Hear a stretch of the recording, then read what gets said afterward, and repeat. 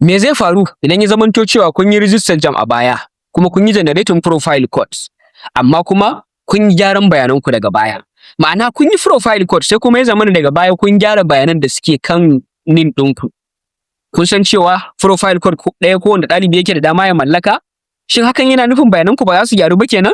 Tunda koyaushe bayananku da kuka tura a karon farko su ne akan profile code ɗinku. A'a, akwai mafita. Abin da ya kamata ku yi shine ku shiga gurin rubuta message na wayoyinku, sai ku rubuta kalmar require. Require kamar yadda kuke gani akan screen ɗinku, sai ku bada tazara sau ɗaya, ma'ana ku bada space, sannan ku rubuta lambobin ɗin ƙasar ku. Sai kuma ku aika saƙon zuwa lambar 5519, ma'ana 55019. Abin da kuka yi a nan shine kuna bayyana wa hukumar Jamb cewa kun yi gyara a lambar ku ta NIN, don haka kuna son bayanan da kuka gyara su hau kai.